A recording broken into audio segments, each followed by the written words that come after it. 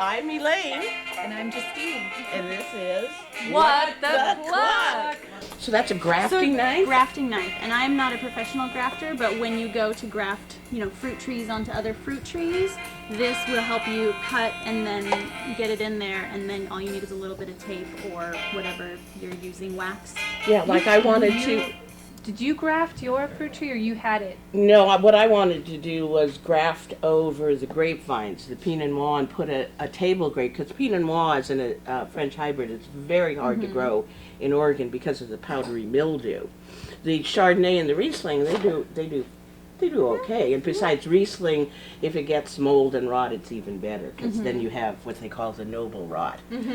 But yeah, so that would be fun to play with. Yeah, so we have a lot of little toys for things like that. A lot of tools, a lot of grafting knives, a lot of instructional books. Yeah, and then we actually also have a chicken section. If you want Let's go to the chicken section, huh, boy? This is our livestock section, including bees and cows and donkeys. And then this is going to be our chicken section. So we have a lot of chicken books. We're slowly weeding through them. A lot of them are really good. They're decent basic chicken books.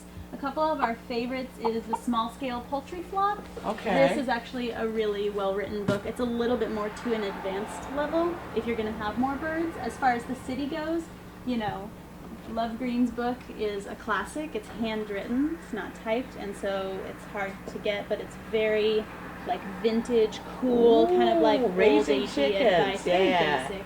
So that's a really cute one. Here we have chicken porn. Yes. Yes. Basically lots of pictures of You can sit at night in your chicken coop or in the morning with your girls and be like, look at this. Look at this one. What do you think of her? Borderwork Bantam. I love Borderwork Bantam. Pocket full of poultry, specifically for those times, special times you want to spend with your girls. Exactly. And Hana. That's a beautiful Just duck. missing one letter there. Oh, wonderful. So that, and then someone has just written this book, Free Range Chicken Gardens, and how to kind of range your chickens through your garden, things to plant for them, which is nice because a lot of people in the city aren't doing that. They have their chickens in kind of an area that now is totally mud, and they don't move them around very much, which is a problem we're seeing more and more. So we're really pushing people to plant the cover crop, arrange them a little bit. In the winter, let them in your garden. In the winter, let them in your yard. They'll clean up all the slugs, they'll clean up all the snails, the poop will be gone by the time you want to walk out there, that kind of thing. So that's a really nice book. And then we actually just got the Chicken Encyclopedia, which Naomi has been reading and really enjoying. She said it's more of a maybe intermediate book because it doesn't have super basic instructions, but it's really good. And it just has pretty much everything you could want to know. It does feathers, colors of egg, just all sorts of interesting things. So how much does that run for? This one is $19.95, so also that's $20. a good price for a book. $20, not too much. And this is what I would call a winter reading. If you're really a chicken enthusiast, or you've had chickens and you're ready to go to the next level and learn a little bit more about them. This is what I would read with a cup of tea in the winter. Yeah, just a reminder. Here in Portland, you can have 3 chickens without a special license. If you want more than 3, then you apply for a license. It's a one-time fee of about $45. And the people come out and they just inspect your area and maybe give you a few helpful hints. But I wouldn't go too many. It depends on how big your yard is. Well, and it's just one guy, and he's actually vector control. Last we checked. That one guy. And he doesn't like us. He doesn't like A lot of our customers have had a lot of luck with him. He's been he's very nice. Reasonable and very nice. He's very, very nice. Wow, but he's the Lord of... Last I checked. We pushed him too far. What happened? Should we call him my Lord when we see him? It's possible. Well, you need to smooth it over a little bit. My arrogance got to him where, I'm not like everybody else. I can let my chickens free range. He would be against this. Really? Yes. They need to be in an enclosed Well, and I completely disagree with him then. But as far as people getting permits, a lot of our customers coming in who got 3 chickens 3 years ago and now have 3 older chickens and they want more. Exactly, to rotate their egg growth. To him, and actually they're having a lot of luck getting a few more birds per space, Yeah. like city lot. So I Yeah. find, from what I hear, he's really reasonable about space. He I is. don't know what he He wants is. to do about, that kind of stuff. Yeah. We should interview him. And so Yes. Yes, What's yes, his yes. name? I- Sir, what'd you say? Sir Lord. I don't know his name. I have documents with his signature on saying, final notice, one more time you mess up and you're out.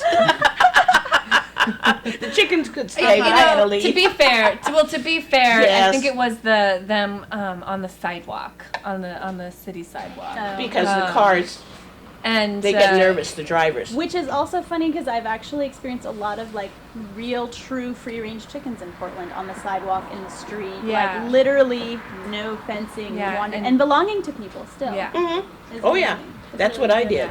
Yeah. On 20th Avenue, really big street. Well, so in Portland, that's the deal, and a lot of our customers also live just over the Portland line in Milwaukee, and as do we. And in Milwaukee, if you do decide to cross the line, you can have 50 chickens without a permit. What? So Because it's still zoned as. because it's zoned agriculturally. But no roosters. Oh, man. No, well, No tec- roosters in Portland. No roosters. In Portland. Technically, you might be able to have roosters in Milwaukee. It depends on your neighbors. The lots are a lot larger, so like I So have a they're- third of an acre, and Naomi has something similar. And so she has her goats, and I have all my chickens, and it's very agricultural. Everyone has these big, deep lots. And there's actually a lot of people kind of going that way for the big lots, urban farmers who are looking for the larger plot. What would you say? Okay, because that's the thing. This is what gets me. Is I'm like, it's not a farm, it's a garden.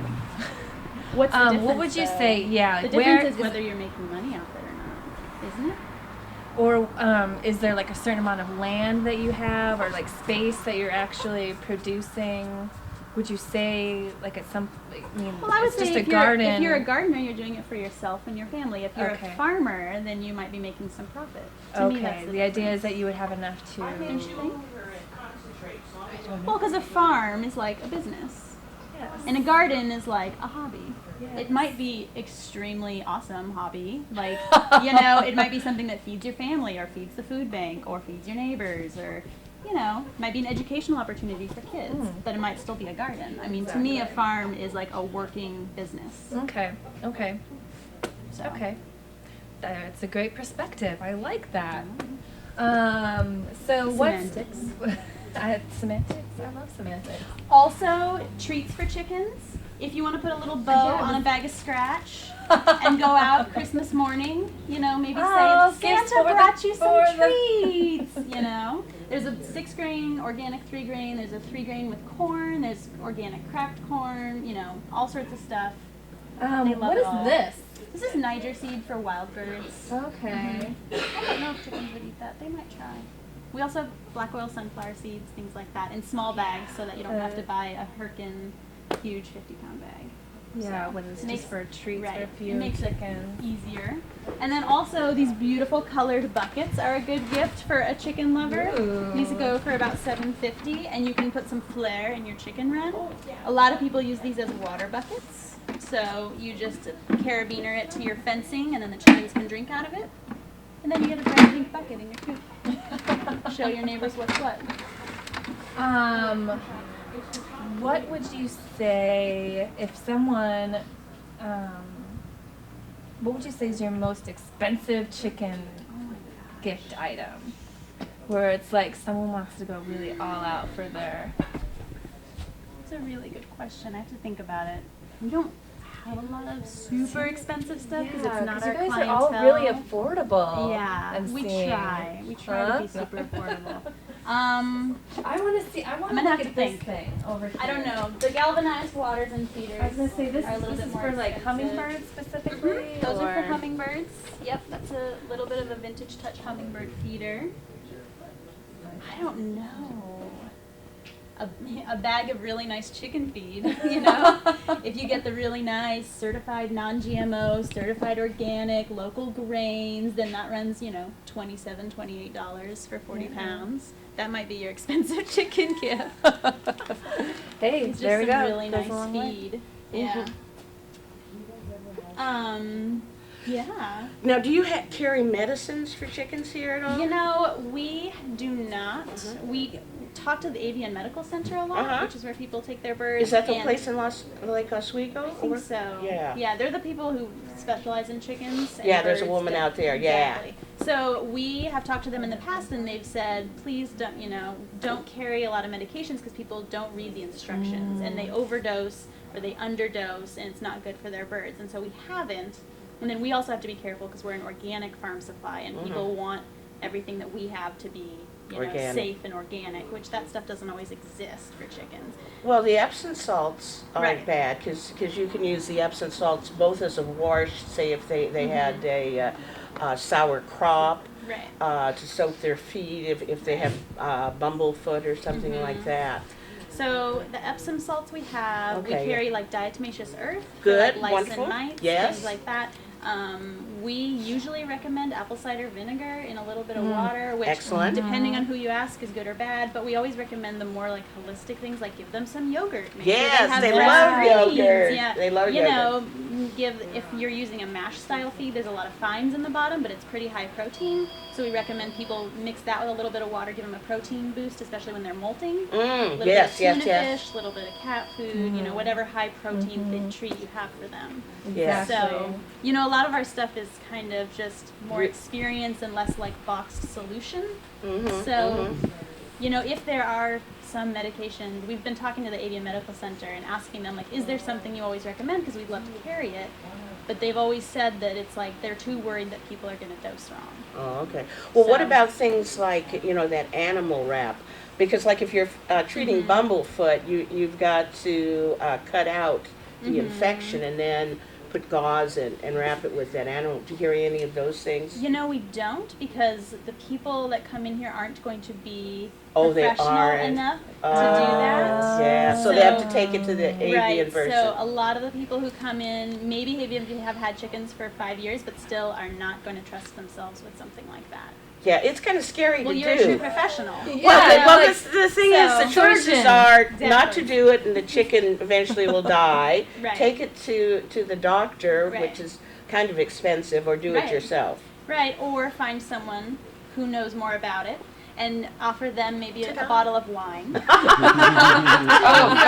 Chicken, right? Yes. That's what I would do. Because even though I have farmed and I've had chickens for so many years, I probably would not cut open my chicken's foot just because I know more about goats and cows. Oh, yeah. yeah. I don't know so much about chickens. Well, I have done it on my girls. I didn't realize that they were getting such wounds until they started limping. Yeah. And so then I took them in, soaked them in the Epsom salt, and then I saw that scab there. They were all over the bottom of their feet, and I'm going, oh, my. So I said, let me get the stuff together. And all you need is like a sharp razor blade and the gauze and the wrap, and, then you need the antibiotic to stick in. And see, I'm comfortable with all those materials if I'm like, working with a goat. If I'm doing a you're a goat cyst, person. or if I'm, helping them not make babies. Okay. Or something like that. Speaking of goats, do you know Yes. what I spotted around the corner here? Our babies? Yes. The babies are here. Yay! And this is Naomi. Hi. Naomi, what's your last name again? Montaker. Mm-hmm. Hi. Una and Binga. Are they twins? They're not. They're from the same herd, but they have different parents.